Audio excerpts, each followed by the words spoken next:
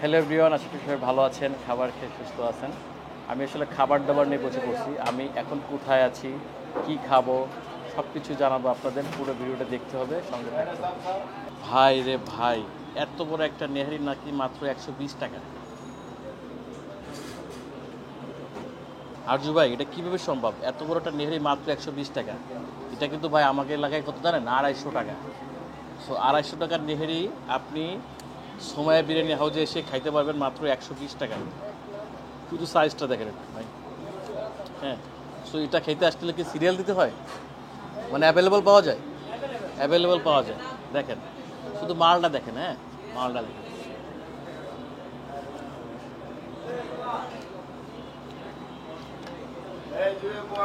অনেকে মনে করে যে ফুড রিভিউরা শুধু খেয়ে ভালোই বলে। আরে ভাই, ভালো হলে তো ভালো বলবে। সো এটা এটা আমি যে খাচ্ছি, আমার তো পেমেন্ট করে লাগবে, তো আমি ভালো হয়ে আমার লাভ কী? আসলে খাবারটা খুবই ভালো। এটা মানে খাইতে যেমন টেস্ট, দামও কিন্তু খুবই কম, খুবই কম। আপনি ওটা কি সরিষার তেলে রান্না হচ্ছে? সরিষার তেলে রান্না ভাই, সরিষার তেলটা স্বাদ আসতেছে একদম অরিজিনাল খাঁটি সরিষার তেল। আপনি এরকমটা নেহারি কই পাবেন ভাই 120 টাকায়? এই বাজারে কি দিবে ঢাকা শহরে? আমার তো মনে হয় না। আপনারা কীভাবে দিচ্ছেন আসলে আমি নিজেও জানি না 120 টাকা কীভাবে সম্ভব। তবে যদি এটা গুলশান, বনানী কিংবা অন্য কোনো জায়গায় হয়তো বা এটা মনে হয় পাওয়া যেত না, আধা ঘন্টা শেষ হয়ে যেত। সো আপনারা আমার ভিডিও যারা দেখেন তারা জানেন যে মা শাহি হালিম যেটা পুরন ঢাকা অবস্থিত, সে জায়গায় এই নেহারি খাওয়ার জন্য ভোর 5টার থেকে মানুষ সিরিয়াল দেয়, তারপরেও পায় না। 2 ঘন্টা 1.5 ঘন্টা সিরিয়াল দিয়ে তারপরে নেহারি খাইতে হয়।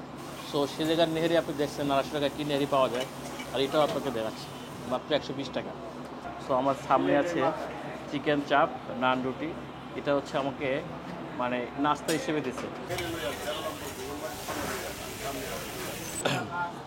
চিকেন চাপটা একটু বিসমিল্লাহ করব, যদিও অনেক দিন খাই না, আসলে চিকেন চাপের টেস্টও ভুলে গেছি। সো বিসমিল্লাহ।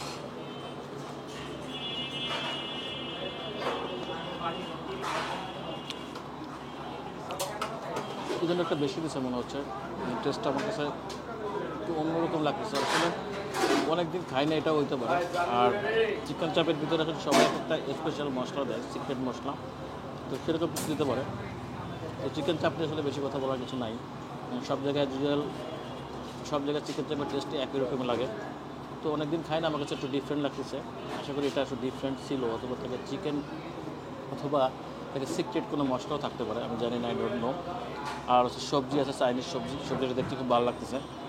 তো সবজিটা একদমই তেল নাই বললে চলে। হ্যাঁ, তো দেখি।